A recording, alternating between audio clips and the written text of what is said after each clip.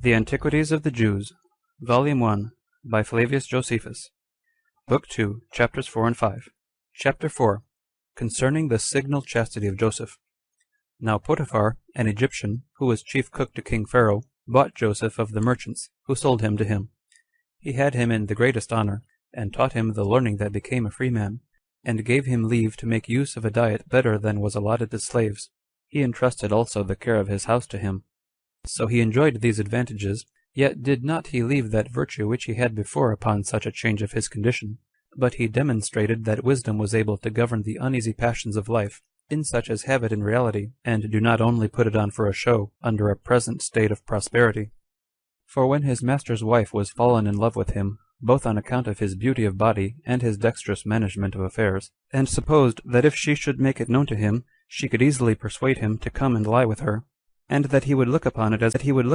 a piece of happy fortune that his mistress should entreat him, as regarding that state of slavery he was in, and not his moral character, which continued after his condition was changed. So she made known her naughty inclinations, and spake to him about lying with her. However, he rejected her entreaties, not thinking it agreeable to religion to yield so far to her, as to do what would tend to the affront and injury of him that purchased him, and had vouchsafed him so great honors. He, on the contrary, exhorted her to govern that passion, and laid before her the impossibility of her obtaining her desires, which he thought might be conquered if she had no hope of succeeding. And he said that as to himself he would endure anything whatever before he would be persuaded to it. For although it was fit for a slave as he was to do nothing contrary to his mistress, he might well be excused in a case where the contradiction was to such sort of commands only. But this opposition of Joseph, when she did not expect it, made her still more violent in her love to him, and as she was sorely beset with this naughty passion, so she resolved to compass her design by a second attempt. When therefore there was a public festival coming on, in which it was the custom for women to come to the public solemnity, she pretended to her husband that she was sick, as contriving an opportunity for solitude and leisure, that she might entreat Joseph again. Which opportunity being obtained, she used more kind words to him than before, and said that it had been good for him to have yielded to her first solicitation, and to have given her no repulse, both because of the reverence he ought to bear to her dignity who solicited him, and because of the vehemence of her passion, by which she was forced though she were his mistress to condescend beneath her dignity, but that he may now, by taking more prudent advice, wipe off the imputation of his former folly. For whether it were that he expected the repetition of her solicitations she had now made, and that with greater earnestness than before, for that she had pretended sickness on this very account, and had preferred his conversation before the festival and its solemnity, or whether he opposed her former discourses, as not believing she could be in earnest, she now gave him sufficient security, by thus repeating her application, that she meant not in the least by fraud to impose upon him, and assured him that if he complied with her affections, he might expect the enjoyment of the advantages he already had, and if he were submissive to her he should have still greater advantages, but that he must look for revenge and hatred from her in case he rejected her desires, and preferred the reputation of chastity before his mistress, for that he would gain nothing by such procedure, because she would then become his accuser, and would falsely pretend to her husband that he had attempted her chastity, and that Potiphar would hearken to her words rather than to his, let his be ever so agreeable to the truth. When the woman had said thus, and even with tears in her eyes, neither did pity dissuade Joseph from his chastity, nor did fear compel him to a compliance, and did not yield to her threatenings, and was afraid to do an ill thing, and chose to undergo the sharpest punishment rather than to enjoy his present advantages, by doing what his own conscience knew would justly deserve that he should die for it. He also put her in mind that she was a married woman, and that she ought to cohabit with her husband only, and desired her to suffer these considerations to have more weight with her than the short pleasure of lustful dalliance, which would bring her to repentance afterwards, would cause trouble to her, and yet would not amend what had been done amiss. He also suggested to her the fear she would be in lest they should be caught, and that the advantage of concealment was uncertain, and that only while the wickedness was not known would there be any quiet for them, but that she might have the enjoyment of her husband's company without any danger. And he told her that in the company of her husband she might have great boldness from a good conscience, both before God and before men. Nay, that she would act better like his mistress, and make use of her authority over him better while she persisted in her chastity than when they were both ashamed for what wickedness they had been guilty of, and that it is much better to a life, well and known to have been so, than upon the hopes of the concealment of evil practice. By saying this and more, try to restrain the violent passion of the woman, to reduce her affections within the reason. But she grew ungovernable and earnest in the matter. And since she despaired of persuading him, she laid her hands upon him, and had a mind to force him. But as soon as Joseph got away from her anger, leaving also his garment with her, for he left that to her, and leaped out of her chamber, she was greatly afraid lest he should discover her lewdness to her husband, and greatly troubled at the affront he had. So she resolved to be beforehand with him, and to accuse Joseph falsely to Potiphar,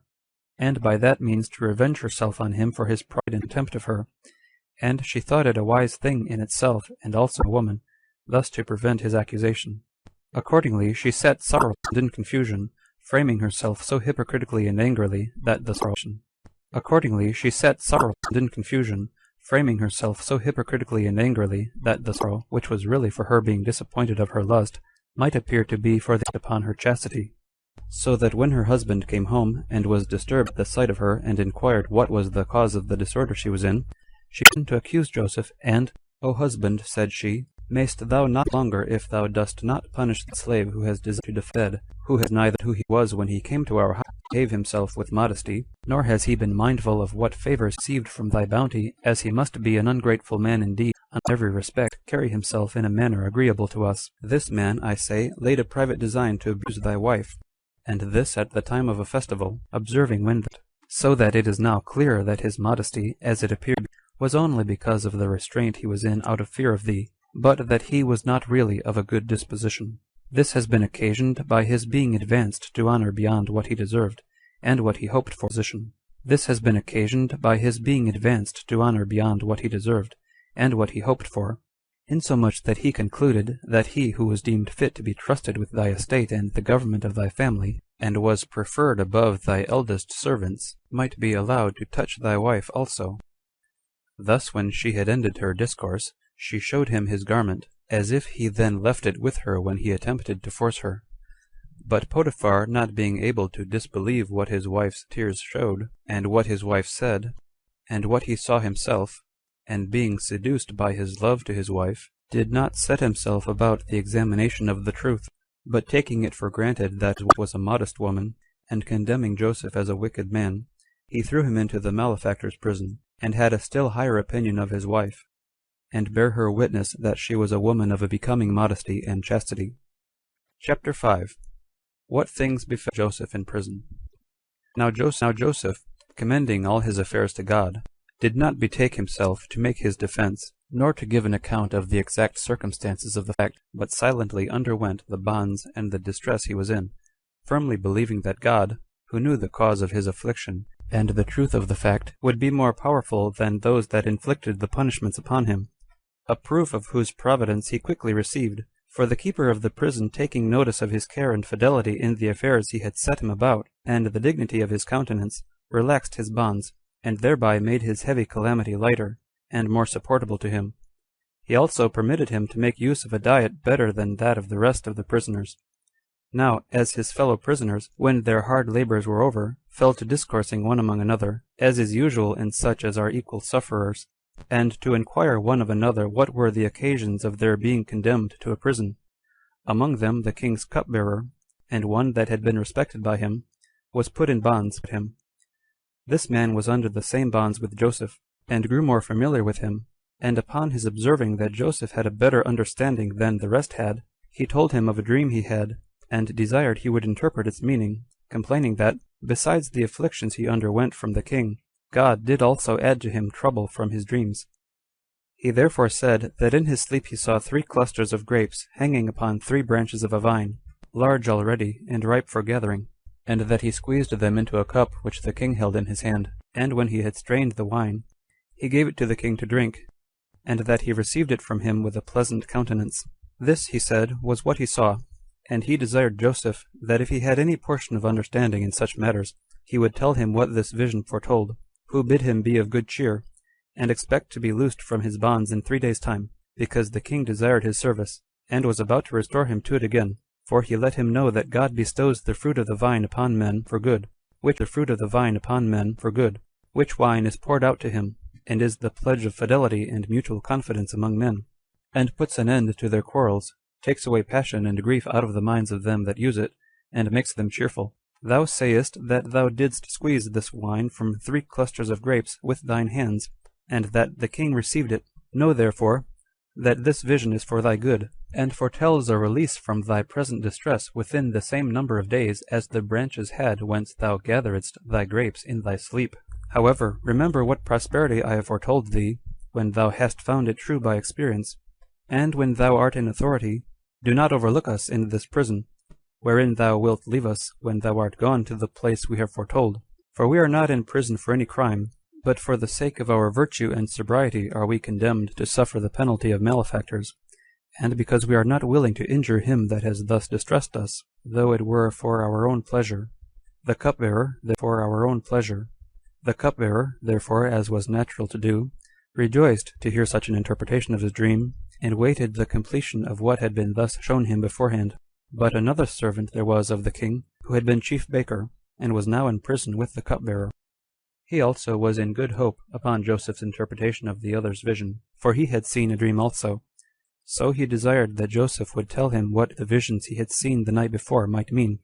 They were these that follow. Methought, says he, I carried 3 baskets upon my head. 2 were full of loaves, and the 3rd full of sweetmeats and other eatables, such as are prepared for kings. But that the fowls came flying, and eat them all up, and had no regard to my attempt to drive them away. And he expected a prediction like to that of the cupbearer. But Joseph, considering and reasoning about the dream, said to him, that he would willingly be an interpreter of good events to him, and not of such as his dream denounced to him. But he told him that he had only 3 days in all. The 3 baskets signify that on the 3rd day he should be crucified, and devoured by fowls, while he was not able to help himself.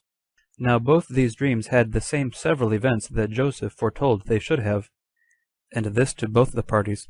For on the 3rd day before mentioned, when the king solemnized his birthday, he crucified the chief baker, but set the butler free from his bonds, and restored him to his former ministration. But God freed Joseph from his confinement, after he had endured his bonds 2 years, and had received no assistance from the cupbearer, who did not remember what he had said to him formerly, and God contrived this method of deliverance for him. Pharaoh the king had seen in his sleep the same evening 2 visions, and after them had the interpretations of them both given him. He had forgotten the latter, but retained the dreams themselves. Being therefore troubled at what he had seen, for it seemed to him to be all of a melancholy nature, the next day he called together the wisest men among the Egyptians, desiring to learn from them the interpretation of his dreams. But when they hesitated about them, the king was so much the more disturbed. And now it was that the memory of Joseph and his skill in dreams came into the mind of the king's cupbearer when he saw the confusion that Pharaoh was in. So he came and mentioned Joseph to him, as also the vision he had seen in prison, and how the event proved as he had said, as also that the chief baker was crucified on the very same day, and that this also happened to him according to the interpretation of Joseph, that Joseph himself was laid in bonds by Potiphar, who was his head cook, as a slave. But, he said, he was one of the noblest of the stock of the Hebrews. And said further, his father lived in great splendor. If therefore thou wilt send for him, and not despise him on the score of his misfortunes, thou wilt learn what thy dreams signify. So the king commanded that they should bring Joseph into his presence. And those who received the command came and brought him with them, having taken care of his habit, that it might be decent, as the king had enjoined them to do. But the king took him by the hand, and, O young man, says he, for my servant bears witness that thou art at present the best and most skillful person I can consult with. Vouchsafe me the same favors which thou bestowest on this servant of mine, and tell me what events they are which the visions of my dreams foreshow. And I desire thee to suppress nothing out of fear, nor to flatter me with lying words, or with what may please me, although the truth should be of a melancholy nature. For it seemed to me that, as I walked by the river, I saw kine fat and very large, 7 in number, going from the river to the marshes, and other kine of the same number like them met them out of the marshes, exceeding lean and ill-favored, which ate up the fat and the large, yet were no better than before, and not less miserably pinched with famine. After I had seen this vision, I awaked out of my sleep, And being in disorder, and considering with myself what this appearance should be, I fell asleep again, and saw another dream than the foregoing, which still did more affright and disturb me. I saw 7 ears of corn growing out of one root, having their heads borne down by the weight of the grains, and bending down with the fruit, which was now ripe and fit for reaping. And near these I saw 7 other ears of corn, meager and weak, for want of rain, which fell to eating and consuming those that were fit for reaping, and put me into great astonishment.